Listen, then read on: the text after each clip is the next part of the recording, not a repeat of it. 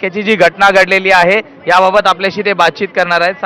साहेब, साकी नाक्यामध्ये जी घटना घडलेली आहे, मुंबई महानगरपालिका की जिम्मेदारी है। मुंबई महानगरपालिका जिम्मेदारी पूरी कर रहे हैं और करेंगे।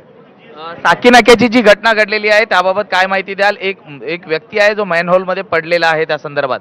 साकीनाका खैरान रोडला सन्मान हॉटेलच्या समोर मल्लनिस्सारण वाहिनीचं एक चेंबर आहे। त्या चेंबरवरती झाकण होतं, त्याच्या आतमध्ये एक जाळी पण होती। महानगरपालिकेचं कुठलंही काम सुरू नाही आहे, परंतु ते चेंबर कुणी काढलं, ते जाळी कुणी काढली आणि अन्सारी नावाचा माणूस त्या ठिकाणी कसा गेला याची माहिती पोलिसांनी आम्हाला सविस्तर द्यावी अशा पद्धतीने सूचना दिलेल्या आहेत। आणि त्या ठिकाणी अन्सारी नावाचा माणूस सन्मान हॉटेलच्या समोरच्या चेंबरमध्ये पडला आणि पुढच्या चेंबरमध्ये त्याची डेड बॉडी मिळालेली आहे। आमचे शाखा प्रमुख त्या ठिकाणी काम करतायत, सुशील जाधव, त्या ठिकाणी महानगरपालिकेचे कामगार आहेत, महानगरपालिकेचे अधिकारी आहेत आणि पोलीस यंत्रणा पण काम करते।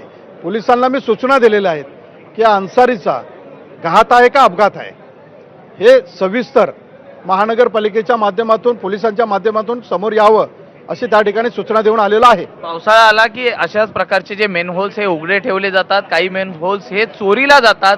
या संदर्भात देखील अनेक तक्रारी हे पोलिसांकडे आलेल्या आहेत आणि त्यातनंच असा काही प्रकार घडलाय का याचा सविस्तर अहवाल देखील आपण मागवणार का?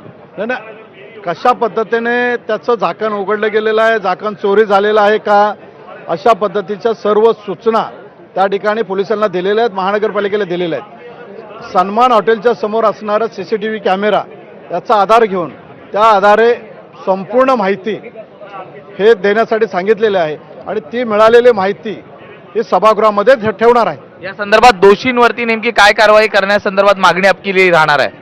संपूर्ण माहिती समोर आल्यानंतर जो दोषी असेल, महानगरपालिका असेल किंवा तिथला एखादा कोण जाणून बुजून केलेला असेल, त्याच्यावरती कारवाई करण्यासाठी महानगरपालिकेच्या माध्यमातून पोलिसांना सांगण्यात येणार आहे। तर आपल्या याच भागांमध्ये जवळपास 2 घटना घडलेल्या आहेत। एक चेंबूरला घडलेली कालची घटना, जी स्कूल व्हॅनवरती झाड पडलं, आणि आज साकीनाका येथे घडलेली घटना।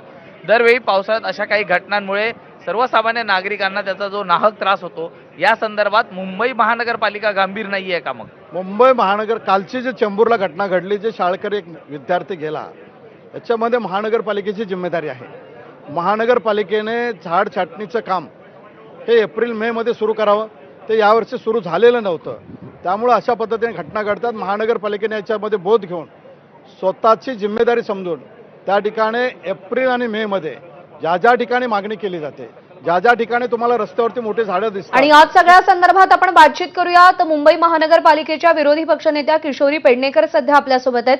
किशोरीताई, एक माणूस उघड्या मॅनहोलमध्ये पडलेला आहे, 11:15 दरम्यान